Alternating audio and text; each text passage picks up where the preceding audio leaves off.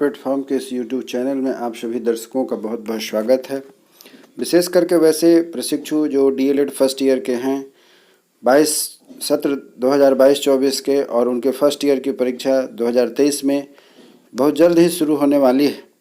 इसी सिलसिले में अब से पहले मैंने F1, F2, F3, F4, F5, F6, F7 तथा F8 तक महत्वपूर्ण प्रश्नों की वीडियो में डाल चुका हूं। आप यदि उसे देखना चाहते हैं तो हमारे YouTube चैनल में जा कर के आप इसे सर्च करके देख सकते हैं।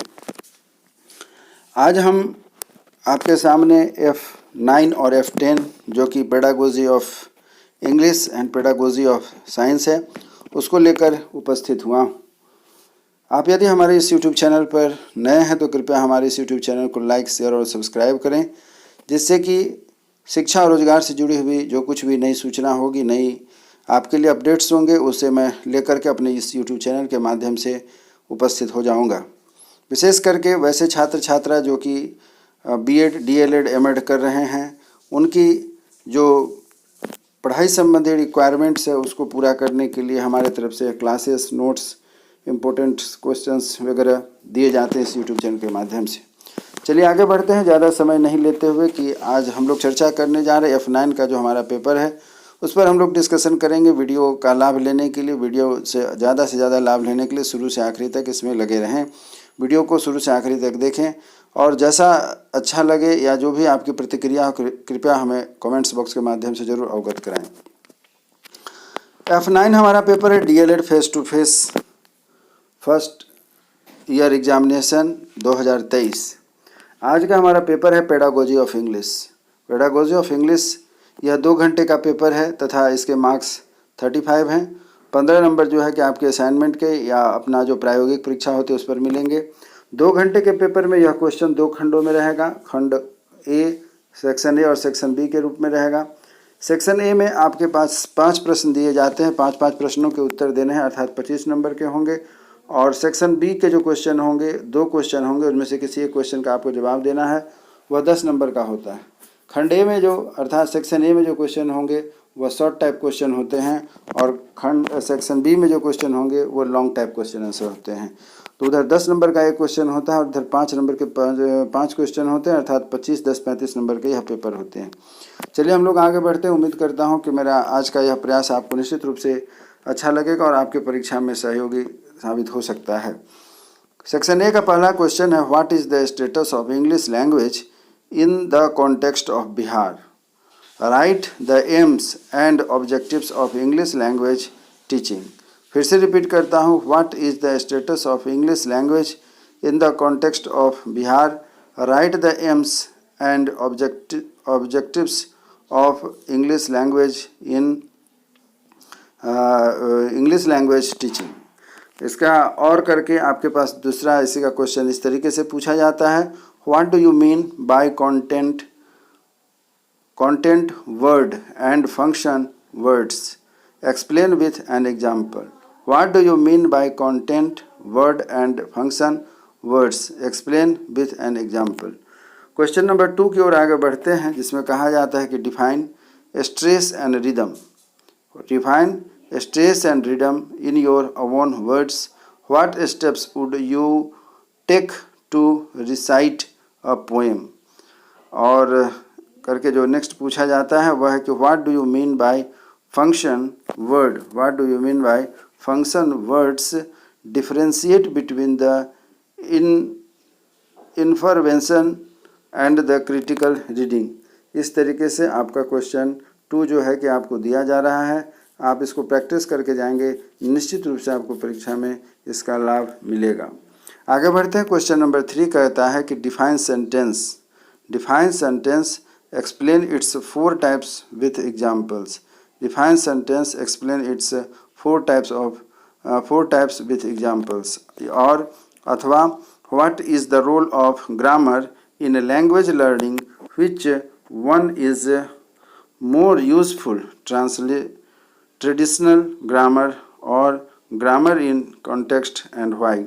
आपको इस बात का ध्यान देना है कि what is the role of grammar in language learning, which one is more useful, traditional grammar or grammar in context and why?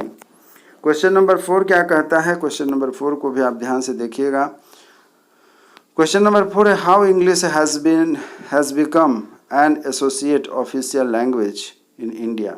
How English has become an associate official language in India. Right in the light of the Constitution of India. Write in the light of Constitution of India. Or describe the activities you would use for teaching sound discrimination to your learners. Describe the activities you would use for teaching sound discrimination to your learners. Question number 4 के बाद question number 5 कहता है what are the different sources you use for the teaching English language in your context. What are the different sources you use the teaching English language in your context. और discuss the important parameter to be kept in mind when preparing to the test the speaking ability of your learners. Discuss the important parameter to be kept in mind when preparing to test the speaking ability of the learners. Section A पूरा हो जाने के बाद अब section B हमारा शुरू होता है, जिसमें 2 क्वेश्चन हैं। एक क्वेश्चन और में दिया गया है और दूसरा नोट्स में दिया गया है। आप इसको अपना तैयार कर लेंगे, निश्चित रूप से यह आपके लिए उपयोगी सिद्ध होना चाहिए। What are the strategy that a teacher can use to make the grammar interesting as well as useful to the students. Discuss giving 2 examples. What are the strategy that a teacher can use to make grammar interesting as well as useful to the student. Discuss giving 2 examples.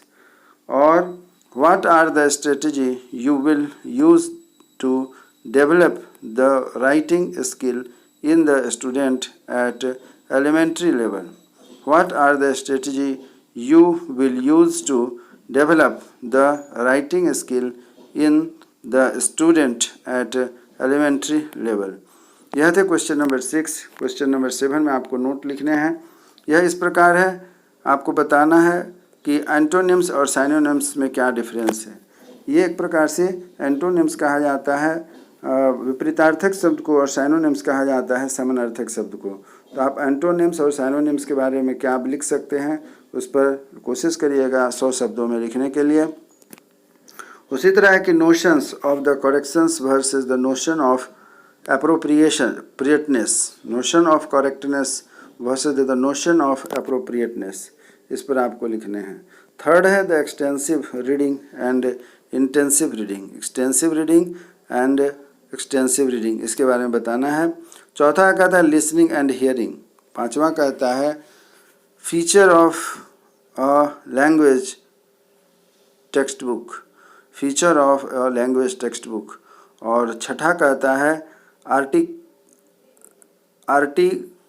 Articulation of sound system and the story telling. Articulation of sound system and story telling. इस प्रकार आपने देखा कि C9 pedagogy of English पूरा हो जाता है। आप इसको ध्यान से पढ़ेंगे, निश्चित रूप से आपको यह परीक्षा में लाभदायक होगा, सहायक होगा। आप इसका सही से लाभ उठाने का प्रयास करें। अब हम आगे बढ़ते हैं F10 की ओर। F10 क्या कहता है? तो F10 है DLED face to face first year examination 2023 पर्यावरण अध्ययन का शिक्षण शास्त्र। पर्यावरण अध्ययन का शिक्षण शास्त्र। समय 2 घंटे का है, पूर्णांक 35 है। खंड क तथा खंड ख में दिए गए हैं। खंड क में लघुत्तरीय प्रश्न 5 प्रश्न हैं। 5-5 अंकों के 75 से 100 शब्द में यह प्रश्न रहते हैं और 25 नंबर हो जाते हैं। तथा खंड ख में दीर्घोत्तरीय प्रश्न है, जिसमें 2 प्रश्न रहेंगे, उसमें से किसी एक प्रश्न का जवाब आपको देना है। और इस तरीके से यह जो एक प्रश्न होगा 10 नंबर का होगा, 200 से 250 शब्दों के बीच में इसके उत्तर देने हैं। चलिए आगे बढ़ते हैं कि आगे क्या कहा जाता है। खंड क कहता है क्या है पेडागोजी ऑफ साइंस में।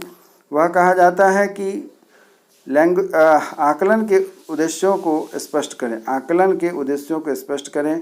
पर्यावरण अध्ययन में आकलन करने के मूलभूत तरीकों का पर प्रकाश डालें। आकलन के उद्देश्यों को स्पष्ट करें। पर्यावरण अध्ययन में आकलन करने के मूलभूत तरीकों पर प्रकाश डालें। अथवा पर्यावरण अध्ययन के सतत और व्यापक मूल्यांकन के क्रम में आने वाली चुनौतियों पर प्रकाश डालें। पर्यावरण अध्ययन के सतत एवं व्यापक मूल्यांकन के क्रम में आने वाली चुनौतियों पर प्रकाश डालें। दूसरा पॉइंट है कि गतिविधि किसे कहते हैं। गतिविधि किसे कहते हैं? गतिविधि आधारित शिक्षण अधिगम को पर्यावरण शिक्षण प्रक्रिया का एक महत्वपूर्ण साधन माना गया है। क्यों? गतिविधि किसे कहते हैं? गतिविधि आधारित शिक्षण उपागम को पर्यावरण शिक्षा प्रक्रिया का एक महत्वपूर्ण साधन माना गया है। क्यों? उसके बाद है पर्यावरण अध्ययन के शिक्षण अथवा पर्यावरण संरक्षण में शिक्षक की भूमिका पर प्रकाश डालें। पर्यावरण अध्ययन के शिक्षण अथवा पर्यावरण संरक्षण में शिक्षक की भूमिका पर प्रकाश डालें। प्रश्न संख्या 3 कहता है कि पर्यावरण संरक्षण को परिभाषित करें एवं विद्यालय में इनकी भूमिका पर प्रकाश डालें। पर्यावरण संरक्षण को परिभाषित करें एवं विद्यालय में इनकी भूमिका पर प्रकाश डालें। उसके बाद हो जाता है कि परिवेश किस प्रकार बच्चों के पर्यावरण शिक्षा का आधार बनता है। परिवेश किस प्रकार बच्चों के पर्यावरण शिक्षा का आधार बनता है। प्रश्न संख्या 4 है कि पर्यावरण की अवधारणा को स्पष्ट करें तथा पर्यावरण के प्रति जागरूकता के विकास के लिए पर्यावरण अध्ययन की भूमिका को लिखें। पर्यावरण की अवधारणा को स्पष्ट करें तथा पर्यावरण के प्रति जागरूकता के विकास के लिए पर्यावरण अध्ययन की भूमिका को लिखें। अथवा पर्यावरण अध्ययन के शिक्षण के संदर्भ में राष्ट्रीय पाठ्यचर्या रूपरेखा NCF 2005 के मुख्य बिंदुओं पर विवरण दें। कहने का मतलब यह हुआ कि आप NCF 2005 को ठीक से पढ़ लेते हैं, उनके मुख्य बिंदुओं को, तो यह प्रश्न आपके पूरे हो जाते हैं। आप एक चीज़ और ध्यान रखिएगा कि NCF 2005 हो या NEP 2020 हो, इस तरीके के जो भी आर्टिकल पर आधारित जो संशोधन या पाठ्यचर्या या पाठ्यक्रम पर आधारित जो प्रश्न है उसको आप निश्चित देख लीजिएगा, वह आपके लिए परीक्षा में आता ही आता है, इसलिए इसका ध्यान रखिएगा। पर्यावरण अध्ययन में शिक्षण के संदर्भ में राष्ट्रीय पाठ्यचर्या की रूपरेखा अर्थात NCF 2005 के मुख्य बिंदुओं पर विवरण दें। 5वां प्रश्न कहता है कि पर्यावरण के प्रति जागरूकता के विकास के लिए पर्यावरण अध्ययन की भूमिका को लिखें। पर्यावरण के प्रति जागरूकता के विकास के लिए पर्यावरण अध्ययन की भूमिका को लिखें। अथवा है मानवीय व्यवहार समाज एवं पर्यावरण को किस प्रकार प्रभावित करते हैं। मानवीय व्यवहार समाज एवं पर्यावरण को किस प्रकार प्रभावित करते हैं। मानवीय व्यवहार समाज एवं पर्यावरण को किस प्रकार प्रभावित करते हैं। इस तरीके से आपने देखा खंड क पूरा हो जाता है। 5 प्रश्न।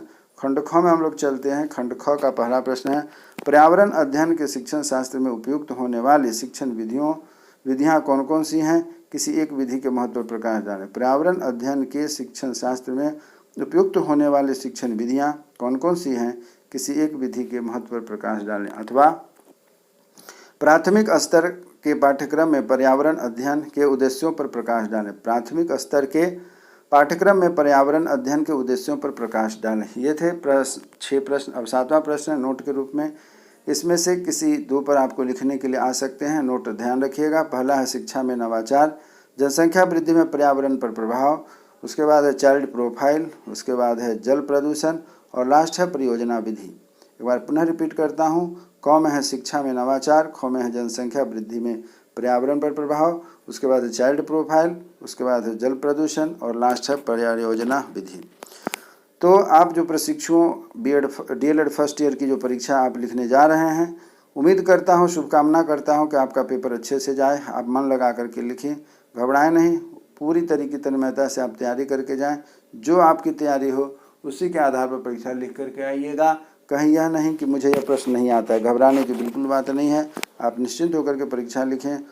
हमारी शुभकामना है, उम्मीद है कि आपका पेपर अच्छा जाएगा। इसी उम्मीद के साथ कि जो भी आपका अनुभव रहा हो, हमारे वीडियो को देखने के बाद हमारे वीडियो के आखिरी में अपने कमेंट्स देना ना भूलें।